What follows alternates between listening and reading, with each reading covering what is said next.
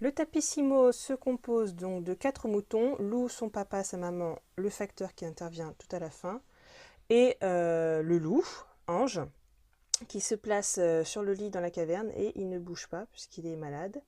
Le tapissimo représente un paysage dans lequel se promène Lou.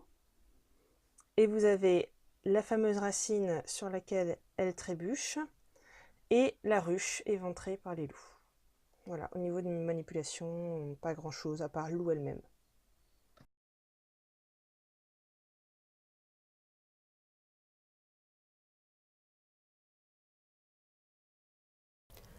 Lou, la brebis, est inquiète.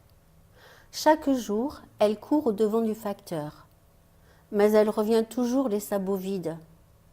Pourquoi son ami Ange le loup ne lui écrit-il plus? Pourquoi n'a-t-il pas répondu à ses cartes de Noël, du Nouvel An, ni même d'anniversaire?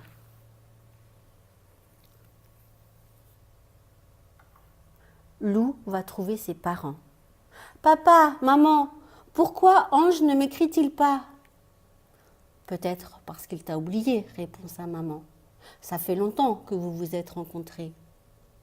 Et puis lui, c'est un loup, renchérit son papa. Les loups sont méchants, ingrats, menteurs, tout le contraire de nous.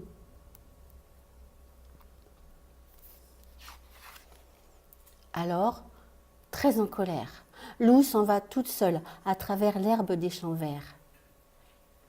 Elle trouve sans peine le sapin tordu, la forêt où cet hiver-là elle s'était perdue et avait rencontré Ange, et puis la colline arrondie sur laquelle ils s'étaient parlé toute la nuit. Après un dernier regard derrière elle, Lou s'élance sur le chemin qu'Ange avait emprunté le lendemain matin, un chemin inconnu pour elle. En marchant, Lou pense à ce que ses parents lui ont raconté. Et si c'était vrai? Si Ange, son ami, ne l'aimait plus?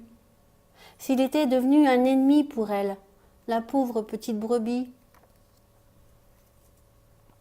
Lou approche du pays des loups. Des branches cassées jonchent le chemin. Au bout des tiges, toutes les fleurs sont arrachées. Lou aperçoit même une ruche éventrée, d'où le miel coule sans s'arrêter. Elle frissonne. Quelle brute c'est Lou! Où va-t-elle tomber? À quelles dents pointues, à quelles pattes noires et velues Lou va-t-elle devoir échapper? Tout à coup, Lou entend un long hurlement, suivi d'un autre, et puis d'un autre encore. Là, tout près d'elle, la horde des loups hurle en chœur. Et Lou a peur, elle voudrait s'enfuir, mais comment? Elle s'est coincée la patte dans une racine qui la retient accrochée. Les hurlements se rapprochent.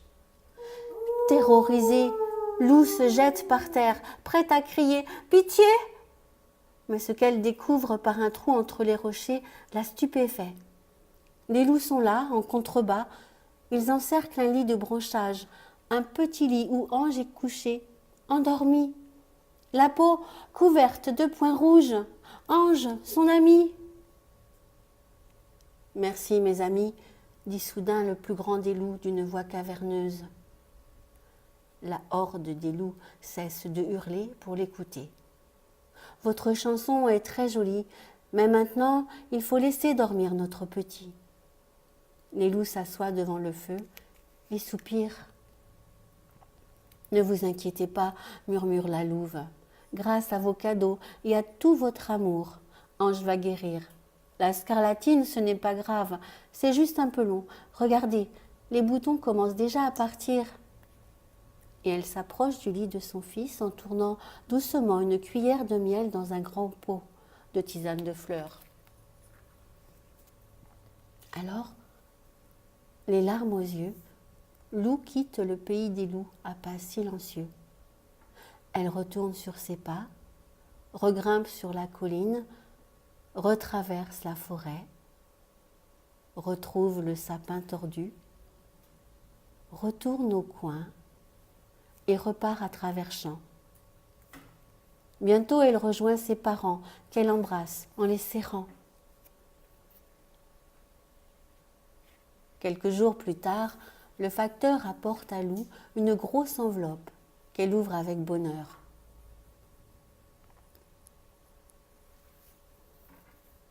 C'est Ange qui lui écrit. Il lui demande pardon de ne pas avoir répondu et lui raconte sa maladie, la scarlatine, dont ça y est, il est enfin guéri. À un moment, il lui écrit. Tu sais, Lou, un jour, j'ai eu tellement de fièvre que j'ai même rêvé que je te voyais au-dessus de ma grotte, chez nous. Toi, mon ami la brebis, au pays des grands méchants loups. Et Lou rit.